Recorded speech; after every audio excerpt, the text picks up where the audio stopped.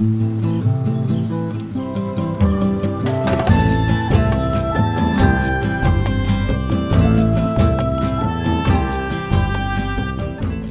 Megan Elias. I am professor of history at Queensborough Community College, and I'm the project director for the Foodways and Humanities Project. In this project, students in history classes at John Jay College and Queensborough Community College will do research into historical foodways. So they will be looking for descriptions of food from the long ago past, and they will try to come up with recipes from that research. And then we take the recipes to culinary arts students at Kingsborough, who then attempt from these recipes to prepare something edible. This project came out of a conversation I had with a colleague at John Jay College, Fritz Umbach. Fritz and I both like to teach about food. We like to teach about the role of food in history. And we were sort of commiserating over the fact that we don't have any kitchens to teach in, and that we could read about food with our students and talk about it and even bring in things for them to taste. I like to bring in salt for my students to taste, for instance. But the students were never getting to make food, and they were never getting to understand the process. And the process is really very important. That's something that changes a lot, in fact, over time. I first turned to using food in the classroom to resolve a problem I was having teaching, and that was the growing mismatch between scholarly developments in the field and the needs of my students. Increasingly, scholars of Latin America and global history discuss these very abstract concepts: global silver flows, energy regimes, and whatever the scholarly merits of those concepts, they can deaden a classroom because they remove why students care about history in the first place, which is the lived experience of flesh and blood people. So I wanted to move from something concrete and familiar, the foods they all knew from their homes, to something abstract and unfamiliar.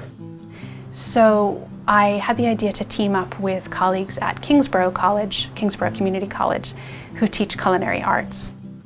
And the idea was for the research that students in history classes do to get made, so the recipes that people are researching could turn into real food, and that for the culinary arts students, that they would get to see that the thing they're making in the moment actually has a history, that the food has a past as well.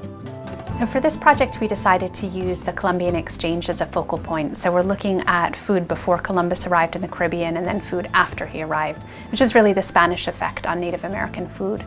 So we're looking at some interesting foods: tonic water, mole sauces, chocolate, tamales, and chuños, which are these kind of unusual freeze-dried potatoes. So the usual student product in a history classroom is an essay. And I wanted something that would move beyond that, but would still require all of the analytic skills that a student refines in a history course. And so the students use all of those familiar sources, primary documents from the time period, the broader historical scholarship, but use it not to produce an essay, but instead to produce a recipe. And this requires all of the analytic skills that we want to refine in the classroom, but changes the output in such a way that it could intersect with the culinary arts program at Kingsborough Community College. The class I'm teaching is culinary improv. And I think when we first imagined this class, it was very much like these game shows. Students come in, they're assigned raw materials in a game format. They're given X number of hours to cook something. And sometimes the challenge was because there was a really odd combination of ingredients, or sometimes the challenge would be that they'd be midway through something and they would lose an ingredient, or you'd have to work in a team in a new way. And I've been trying to add other ways of thinking about what's the improvisation material, like what are we improving with, and as chefs, how do we learn? And what's sort of the new matter that you bring into the kitchen every day?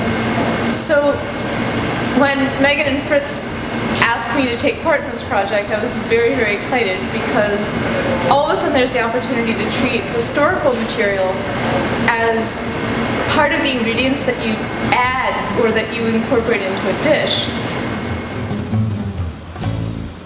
One of the great things about having students write recipes is that the primary sources weren't written as recipes. They have to extract and repurpose the information that's contained in those primary sources to come up with something that looks like a recipe. They were given a paragraph, and actually in most cases just a sentence, that described a dish. It could be as simple as a sentence that said, rabbits were prepared by adding the rabbit meat to caramelized onions with these 10 ingredients and cooked.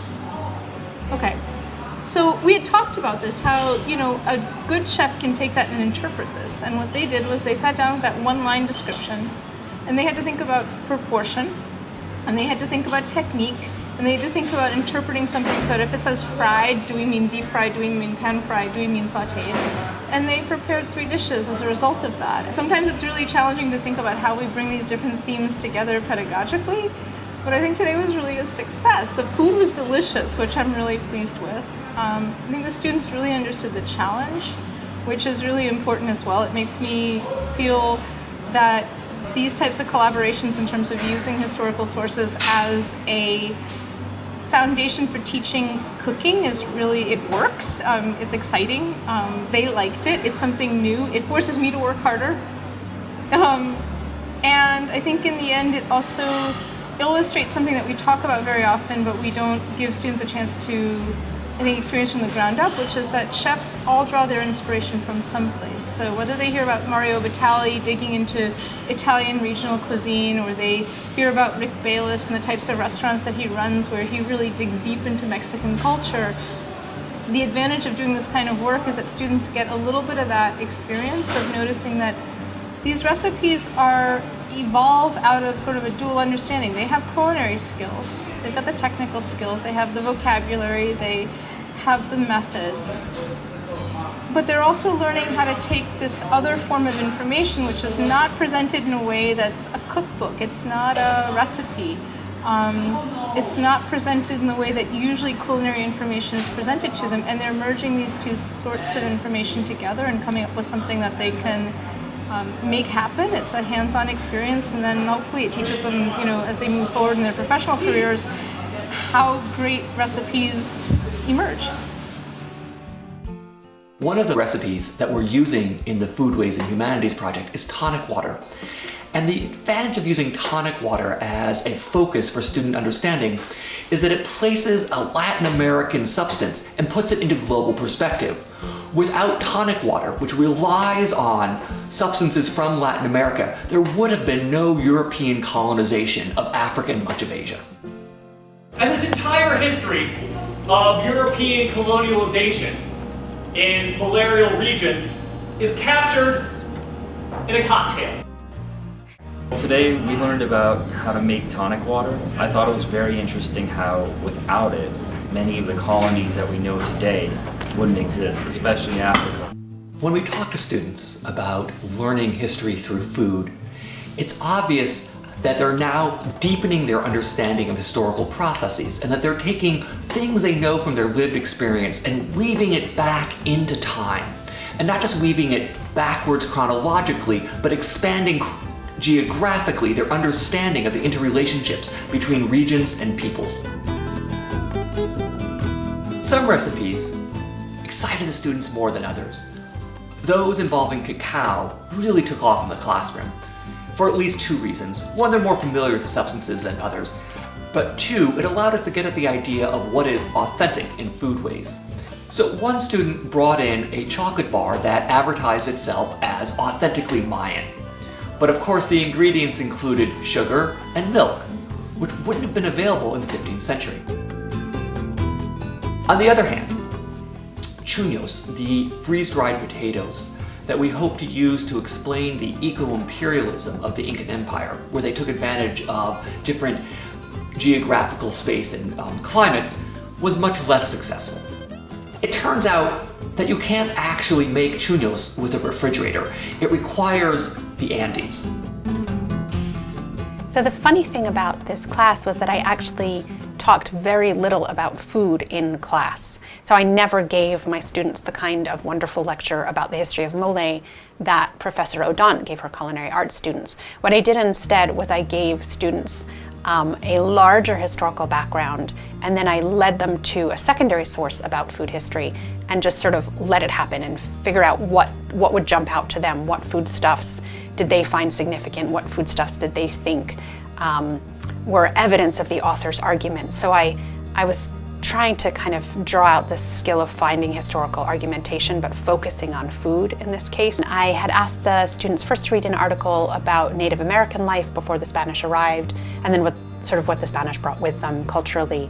And then they read an article called Chilies, Chocolate, and Race in New Spain, and it's by Rachel Loudon and Jeffrey Pilcher. And this one student I was really intrigued by because she wrote about rice pudding. I saw that a lot of the foods mentioned within the article, it consisted of things such as rice, and I believe it was also milk in there. So I'm used to having rice pudding as a dish at home. So by bringing rice with them from Spain to Central America, they were bringing a food that had resulted from their own colonization, rice. And they bring this with them. And then Priyanka, the student, had responded to the presence of rice in this article by thinking about her own family's history in India, where rice pudding was an important part of their foodways.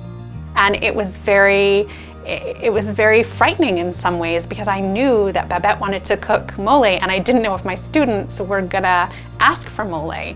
But indeed, they did. So in some senses, right, I chose the right sources for them. But they also came up with a lot of other interesting things, like this recipe for rice pudding that I wouldn't have imagined. And so I'm glad that I left the door open for their own creativity and for them to find their way into food history. There's a really deeply personal satisfaction that comes out of working with food. And the more you know about the foods that you're working with, I think on those bad days where you feel as though you're ready to give up the whole industry, having those little stories about how cod got depleted, or why the British in India drink gin and tonics, it just gives you a little bit more of that matter that keeps you going, and it's really fun. There are plenty of days you walk in the kitchen, it's a bunch of cowboys in there, and like cooks are cowboys. We come in, we chop meat, we throw things on the grill, we love the adrenaline, we get really excited about the rush of service. But then you also realize, like, you're feeding others, but the reason why we get into food in the first place is there's this very deep satisfaction and this need to tell a story through it. And it's not just the story of, oh, I've got great technical skills, oh, I've got all of this knowledge under my belt. It's because I think for my students, I hope, are starting to realize that they're also telling a very personal story through the foods that they're cooking, and this kind of historical material is starting to help them make that connection, and that's what gets me very, very excited. So I went into this definitely unsure that it would make any impact on students' understanding of the past or of food or anything on earth. I was willing to recognize that it hadn't changed anything. And then of course really excited and pleased when I found that when I asked students to write about whether they thought it was worthwhile to learn about food in a history class, they really responded enthusiastically that they felt it was. And I gave them a lot of room, to be honest, and to say, I just don't think this works. But just to give an example of what one student said, this is just an excerpt from her essay. She wrote, I believe it is worthwhile to think about food in a history course because everything has a history. All of the food we eat now came from somewhere. Foods were very important elements in cultures and also had social and economic impacts on society. And that last sentence is what I really wanted people to understand, that food wasn't something that happened outside of economic life, outside of society, but that it was part of that it was even a determining factor in many ways in historical events.